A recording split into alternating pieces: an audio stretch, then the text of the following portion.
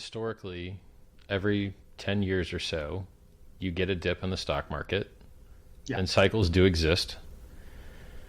But those Every cycles, 40 years, you get much bigger ones. Look at that one. well, Very, sure, even more clear. which is also why you get the rioting in the streets as well, because the kids forget how shitty things can be, whereas the Right. people that have been to war enjoy their peace a little bit more than those that have never seen it get bad. So I understand the super cycles concept and the generational effect that is, wrought upon the economy. So the problem I have with bears in general is that, one, they're all extinct. The only people that have made it in the market, Exactly. That's why you right? should listen to the last few standing. That's exactly what bubbles do. Extinguish all the bears till there's not one left, and then they crash and take everybody down in the Titanic. That's exactly the insight. You wouldn't expect many bears to be surviving at this point. If you did, you'd be saying the bubble's not over yet, if you understand bubbles. Well, the thing is, so everything that you're saying can be, you're not trading markets against a real currency. You're trading markets against a fake currency, which is backed by nothing. Because the trading pair that you're And trading, Bitcoin is backed by what? What is Bitcoin backed by? well, the same thing that all the other markets. You're saying are that's by, a the true greater currency, fool. right? I'm assuming. No, What's they're it all backed by? It's an invisible coin backed by not even yes, just gold. like the Has dollar. some intrinsic value. Well, gold is down from 10 years ago today. Yeah, and I've been predicting that, by the way. I'm a gold bear. Okay. Well, then you got wrecked this year, but it's back down from 10 years ago. I don't I mean, predict it's up it every 50% day, this Richard. year. Don't hold No, me but to this year. stupid stuff. Like, don't even think of saying something stupid like that to me. Doesn't mean I'm bearish every week, every month. Well, just tell me your time I've frame. been telling people frame. say gold, they think we're going to have an inflation crisis out of printing endless money, and I'm saying no. The printing is to offset deflation, and gold is an inflation hedge, not a deflation hedge. That's why I'm bearish on gold, and gold is going to go lower in the next few years. Mark my words on that. That's what I'll leave it Sure. at. Like I think Warren Buffett gets a lot of things right, and one of the things that he gets Like what? right, Like what? he's occasionally the richest guy in the world, which isn't. Yeah, too he bad. started investing in 74 in a nutless monkey. I hate to say it, could have made almost as much money if you started then. But no one did. I mean, That was at the bottom of the stock market of our entire lifetimes. Whoever started there, which he did, that's when he really started investing seriously, would have done very, very well just with any bullish bias. I'm not saying he's a good investor, but I don't say he's the fountain of wisdom. I don't think he understands anything about economics and cycles.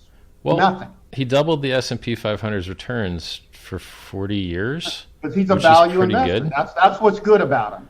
Yeah. And so I don't do the hero worship thing. I just pick the snippets that I think are useful. So in this case, the snippet that I think is useful is that if you take all of the world's productive assets and you divide up their ownership amongst people, and then that's like one universe. And then you have this other universe where you take up all the world's productive assets, and then you add, quote, active managers that try and derive extra yield somehow magically. The productive stuff is still just the productive stuff, and the people that own it are still just the people that own it. And that extra class of people pretending to add value doesn't actually add any value. Right. And so his statement was that non-actively managed index funds would outperform actively managed funds over 10 years. And he made like $1 million bet on it, and he was right. And so for me, it's the same with health insurance. Health insurance providers do not treat anyone. They are not doctors. They do not treat you. What they do is steal a third of the money that could have been used for treatment for bureaucracy. They don't do a fucking thing.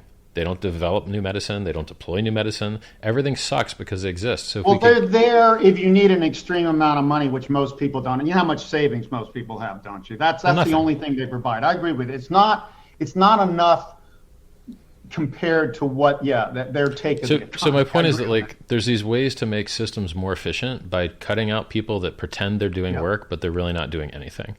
And so insurance companies are one of those things. And some of finance is that. The active management is that. by and large. Yeah, we would be just fine with no active management. I agree with Sure. you. It doesn't add any real value long term. Well, particularly when you've got a democratization of signals, as you have said. I mean, you went to Harvard, so you're a pretty smart dude, but you still are an armchair, became an economist just because you had to, because everyone else was so bad at it. Yeah. I mean, economists, if you want to talk about people that can't make any damn money in the market, economists cannot make any money in the market. They get wrecked left and right. Richard, never had sex, never run a business. Yeah, there you go. They're smart people, but those two things tell you why they don't understand real life. Yeah, but they consumers drive our economy. They wouldn't know a consumer if they fell on them. Yeah, I hear you. So the point that I'm getting to is when the government is willing to do something that they've never done before, which is actual help. Like people have always rumored, like, oh, helicopter money. We actually have helicopter money now. They've inflated the M2, which is a measurement of free capital in the system, the kind of dollars that are available. 80% of all dollars that exist were printed in the last year or two. It's a big deal.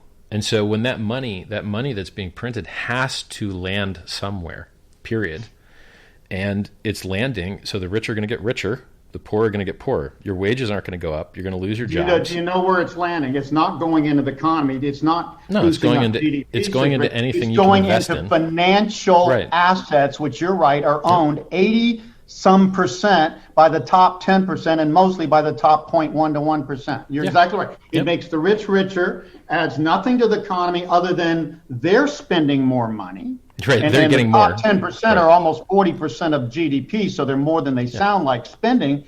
Other than that wealth effect on spending, and that's artificial. It's not. You're right. It's not adding anything. That's why bubbles need to burst. They're unproductive uses and diversions of money. And everybody's in the stock market. Everybody's a day trader now. Everybody's a real estate flipper. Those are not productive assets. And guess what? I've got a measure for what you're saying, Richard, and I'm going to give it to you afterwards, okay? Money velocity. Mm-hmm. Money velocity tells you when money's being invested productively and then reinvested and when it's not and it's going more into unproductive investments or speculation. Guess how long money velocity has been crashing in most countries around the world? Well, it's a since the function mid to late 1990s, since all these bubbles started. Well, it's a function of interest rate. So when they they literally raise interest rates to reduce money velocity, to make it harder to get money, to lower prices so prices don't rise.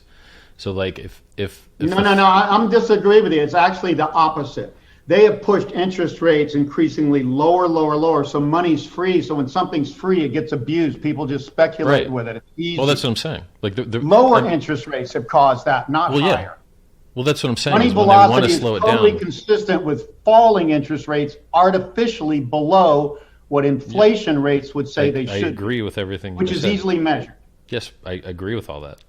I was saying that when the Fed wants to stop and slow down the money velocity, to slow down rising prices, they increase interest rates to suck money out of the economy to get it locked into savings accounts. And they do the opposite when they want to flood the market with activity to try and make up for a pandemic or whatever they feel like they need to make up for. Then they reduce interest rates to zero, and in some countries negative, which is hilarious. So and let me just go. That is what I would describe as the maybe single most unproductive function in the entire economy. I think we would do just fine with no central banks, period, except emergency funds when you get in a real crisis short term. All they do is tinker with the economy and jerk people around and do all this stuff and add not only no value, but more volatility, which actually takes value out. But there's hidden upside to the American populace from this. So when when America is the reserve currency of the world and has debt and trade imbalances with other countries, when they devalue the dollars that they owe other people, they just pay them back with fake money, and then we get more for nothing. Like when the Asians are willing to work 16 hours a day, 6 days a week, someone benefits from that, and it's everyone else that's getting their products, iPhone users, right? So like the first world and the rich people is sucking the life out of the poor people in the third world through this inflationary tactics.